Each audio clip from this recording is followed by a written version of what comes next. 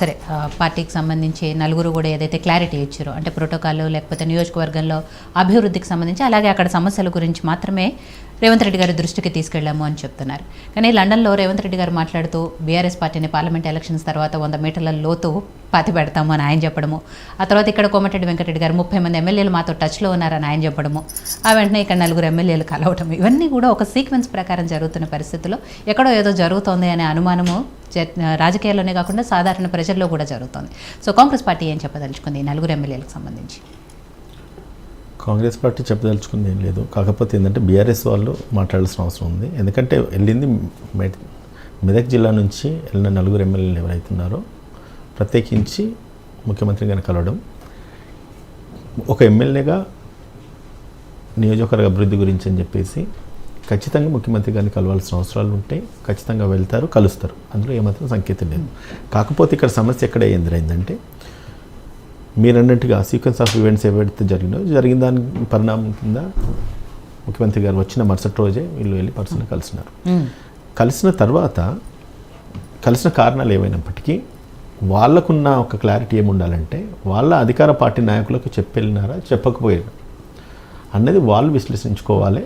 మరి వీళ్ళు ఉంటారా పోతారా, పోతే ఏ పార్టీలకు ఎప్పుడు పోతారు, లేదంటే వాళ్ళు ఇండివిజువల్గా ఇంకేమైనా కూటమి పెట్టుకుంటారా, లేకపోతే పార్టీ మీద విరక్తి చెంది సెపరేట్ ఇండివిజువల్గా వాళ్ళు అసెంబ్లీలో పార్టిసిపేట్ చేస్తారా, లేదంటే కనుక కాంగ్రెస్ పార్టీకి మద్దతుగా వాళ్ళు వ్యవహరిస్తారా, లేదంటే అవుట్ అండ్ అవుట్ కాంగ్రెస్ పార్టీని కలుస్తారా. ఇవన్నీ స్పెక్యులేషన్స్ వార్తా కథనాలు మనం వింటూ ఉన్నాము. అన్నిటికంటే ముఖ్యంగా గడిచిన ఎన్నికలలో 88 టికెట్లు వచ్చినప్పటికి కూడా 12 మంది ఎమ్మెల్యేలను కేసీఆర్ లాక్కున్నారు. ఏదైతే వాళ్ళు చేసినారో టిట్ ఫర్ టాక్ ఖచ్చితంగా ఏదో ఒక రోజు వాళ్ళు అనుభవించక తప్పదు. సో కాబట్టి మన ఆ దిశగా కూడా వాళ్ళ అధినాయకత్వం ఆలోచించాల్సిన అవసరం ఉన్నది. అదే కాకుండా ఇప్పుడు వస్తున్న కొన్ని స్పెక్యులేషన్స్ ఏవైతే ఉన్నాయో మెదక్ నుంచి ముఖ్యంగా హరీష్ రావు గారు ప్రాతిపద్యం వహిస్తూ ఉన్నారు.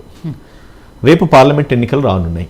మరి పార్లమెంట్ ఎన్నికలు రానున్న తరుణంలో మరి హరీష్ రావు గారి మనిషిని అక్కడ పార్లమెంట్ సభ్యులుగా అభ్యర్థిగా నిలబెడతారా, లేదంటే కనుక మరి కవిత కనుక వచ్చి పోటీ చేస్తుందా, మరి ఇంకా కేసీఆర్ కేటీఆర్కి దగ్గర వాళ్ళు నిలబెడితే మరి హరీష్ రావు మనగడ ఎక్కడ కోల్పోతామన్న ఒక భయంతో మరి ఉన్న 1 టైం ప్యాకేజ్ కింద ఉన్న వాళ్ళందరినీ కనుక బయటికి పంపించాలని ఆల్రెడీ హరీష్ రావు గారికి ఇన్ఫర్మేషన్ ఉంది. 4 ఎమ్మెల్యేలు ఆయనకి చెప్పే కలిశారు అనేది కదా ఇప్పుడు అది వాళ్ళ వ్యక్తిగత అభిప్రాయం. మరి హరీష్ రావుకి ఇన్ఫర్మేషన్ ఉన్నది, మరి హరీష్ రావుతో పాటు బీఆర్ఎస్ అధినాయకత్వానికి ఇన్ఫర్మేషన్ ఉన్నదా లేదా? ఇవాళ బీఆర్ఎస్ అంటే ఒక హరీష్ రావు ఒకరే కాదు, కేసీఆర్ గారు ఉన్నారు, కేటీఆర్ గారు వర్కింగ్ ప్రెసిడెంట్ కింద ఉన్నారు, వాళ్ళు కూడా పార్టీలో కూడా ప్రథమ స్థానంలో ఉన్నారు. మరి ఒక ఎమ్మెల్యేగా ఎన్నుకోబడిన తర్వాత వాళ్ళ పార్టీ వ్యక్తులుగా వాళ్ళ ఒక పార్టీ అధినాయకత్వానికి చెప్పి వెళ్తే కనుక ఇటువంటి స్పెక్యులేషన్స్ బయటికి రాకపోయేటి. సో ఒకసారి బయటకు వచ్చినంటే ఖచ్చితంగా నిప్పులేని పొగరాదు కాబట్టి ఏదో ఒకటి ఉన్నదన్న విషయాన్ని మనము గ్రహించాల్సిన అవసరం ఉన్నది. అన్నిటికంటే ముఖ్య కారణం ఏంటంటే కేసీఆర్ మీద బీఆర్ఎస్ పార్టీ మీద ప్రజలకు నమ్మకం విశ్వాసం కోల్పోయినారన్న విషయము ఈ ఎమ్మెల్యేలు కూడా గమనిస్తూ ఉన్నారు.